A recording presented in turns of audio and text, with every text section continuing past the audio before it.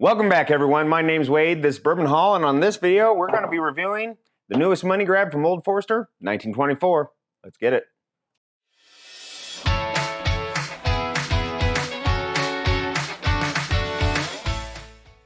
All right, so this 1924 came from a buddy of mine. Appreciate you much, Eddie, for helping me get this bottle, and so I can do a review for the channel. Just overall, this community is awesome, and I really am grateful for all you guys. Also, since you're here, hit the like, hit the subscribe, comment down below. Have you tried this or what do you think about it? So I reviewed this last night on my live stream. I'm going to be trying to do lives, by the way, every other Sunday if the family cooperates with me. I had a few comments that was like, I think you should do that again. Try it again. Now, I want to give this a fair review because I had it after I did a blind, and I don't know if it did justice to the pour. So here I am. I appreciate you guys reaching out and saying, you know what, try it again. Do a standalone review on it. So here I am. So let's get it. All right. So this is the newest release. It is supposed to be, what do they call it? Distillery Row. So that's like the 1910, 1920, 1897, all those. But it's limited. So I don't know if it's ever going to be in the rows. Hopeful. Now this MSRP, $115. That's quite a bit. It's a 10-year-old bourbon at 100 proof. You know, it's 10 years old. That's, you know, we'll see if it's worth it or not, right? I have my worries from last night, but clean, fresh palate today. I'm ready to roll. I don't want to be disappointed from a bourbon, but 115 bucks, oh, that's a lot to ask. Let's see. Okay, you get those rich, you know, I almost want to say, you know, the brown sugar, those stereotypical Old Forrester notes. There's almost a stone fruit, some kind of rich stone fruit. I want to go to a plum, kind of a real rich plum. The nose is good. It's pretty nice. I'm trying to figure out a little bit of baking spice, I would say. Yeah, a solid nose on this. Okay, so while I'm letting that catch a little bit of air, I'm gonna spin it around a little bit more.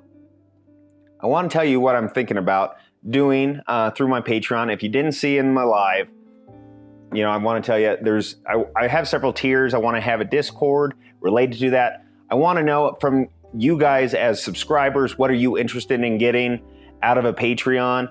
I know a lot of it is just to support the individual, the creator that you like, which I think that's awesome. I want to have a community built around that.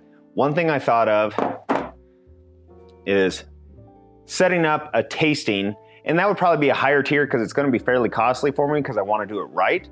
But I was thinking maybe having your own personalized tasting notebook, and then I maybe send, if you're a part of the, let's call it the Wade tasting group, right? If we did that, then we could do something like I send you a sample every quarter and then we do a live tasting together if you're on that tier. Let me know if you think something that's interesting. I have the tiers built out. I'm just waiting for Patreon to go through and make sure to approve my Patreon. So I'm waiting. I'm in, you know, purgatory at that point. But I appreciate some feedback from that, guys. So if you're, you know, a normal subscriber and check that stuff out and you watch a lot of my stuff, I just like the feedback from that. And there's going to be giveaways. Giveaways are going to be moving. I think we're only about 40 away from giving away the blends. So appreciate all of you for all the pushing and trying and getting there. I'm excited, and I think we'll do a live for that giveaway. I think as long as it's not Super Bowl Sunday, right?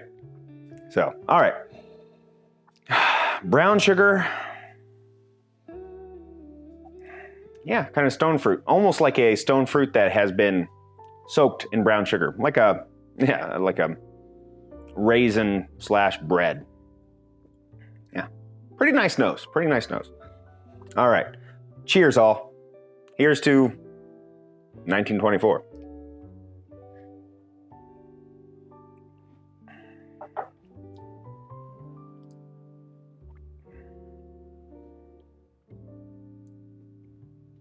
Okay. First sip of the day. That 100 proof does not hurt too much. That is I catch quite a bit of oak on there for a 10-year. It's kind of interesting as a 10-year how much oak that has on it, because obviously other 10 years that I'm just trying to think of right off the bat, I think of Eagle Rare, which I don't catch a whole lot of oak. This has a little bit more of the tannic drying oak to it. It is not off-putting though. It's fairly well balanced. Yeah, pretty good. Second sip. I get a lot more, while I'm thinking about it, on the back of my palate, I do get quite a bit more, what is it? Yeah, like a dried fruit. You know, that date, that raisin, that kind of concentrated flavor. That's not a bad finish.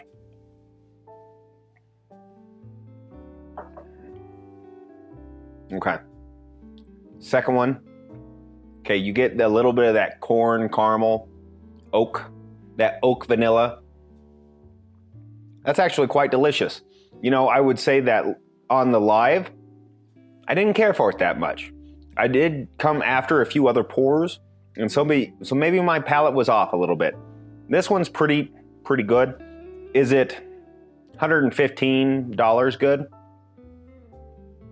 That's the real question, right? I really think that we should encourage ourselves to get what you want, drink what you like. Sometimes figuring out if that is a worthwhile endeavor of spending $115 for something like this. I think that this would be a really great $70 bottle. But they're gonna sell these out. I mean, that's the bourbon market right now, is that they are just full of just being really interested in people spending money on bourbon. All right, let's go back to this, see if I catch anything else.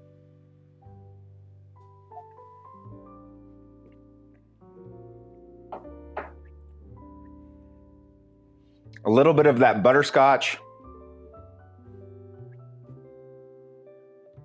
And yeah, that oak vanilla, butterscotchy kind of on the front. I thought that was, that's pretty tasty, to be honest. I am going to be I'm hoping to release it on Super Bowl Sunday, God willing, that I want to do a blind of the Distillery Row. So I've got to get a few other bottles to get that, and maybe I'll throw in Black Cap Early Times, because that's what I had last night, and I thought it was better than this. We shall see, right? They're both 100 proof. We'll see which ones I like better, but I think that'd be kind of a fun thing and fun video to do. So let me know. You want to see that? You want to see me blind a bunch of Old Forrester products and maybe throw in a Black Cap? See where they all land? I think that'd be fun. Yeah.